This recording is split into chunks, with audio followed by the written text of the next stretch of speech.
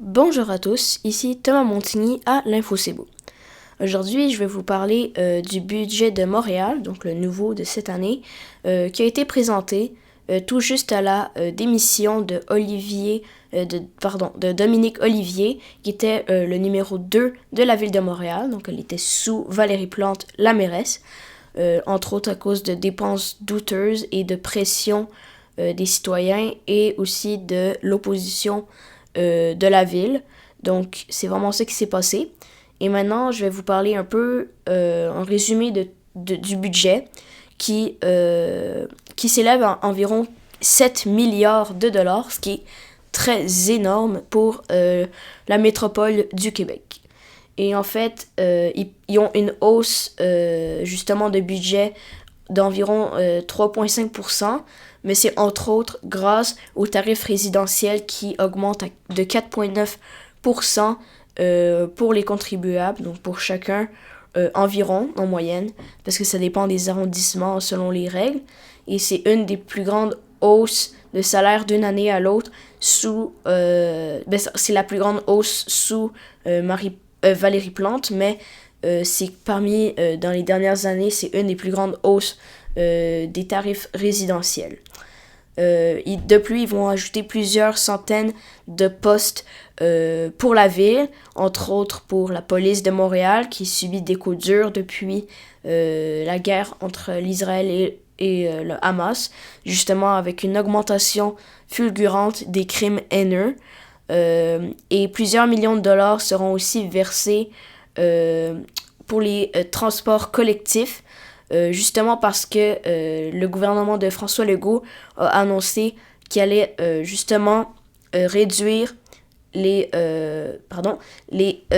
l'argent qu'ils vont donner aux services de transport partout à travers le Québec. Donc pour que tout ça se déroule à merveille dans la grande ville qui possède toutefois un métro, un REM, des bus, c'est vraiment une ville avec plein de transports en commun. Donc c'est vraiment important de bien pouvoir les financer pour pas qu'il y ait de pénurie. Et ils vont aussi financer des Bixi, donc ça c'est des vélos, des déneigements, sécurité informatique, des services de base quoi pour les poubelles, déneigement, l'eau et tout ça. Et justement, ils vont installer avec leur budget, ils vont dédier plusieurs millions justement pour améliorer la situation de la ville en termes de changement climatique, parce que ils voudraient créer des espaces un peu comme éponges dans la ville, parce que avec les fortes pluies de l'été, la ville a été un peu sous l'eau.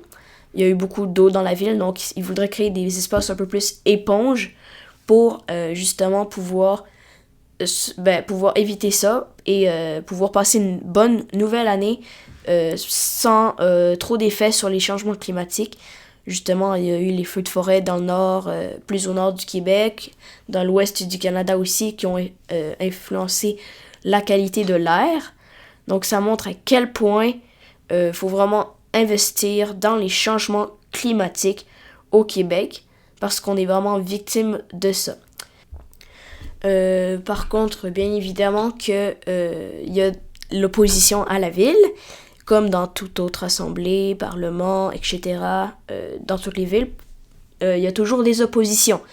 Et justement, sans surprise, ils s'opposent à certaines visions, certains financements de la ville, certaines priorités dont l'itinérance ne fait pas beaucoup partie, justement avec la hausse des taxes résidentielles, donc les tarifs résidentiels à 4,9%, c'est pas ce qui va aider les gens à se trouver des nouveaux logements.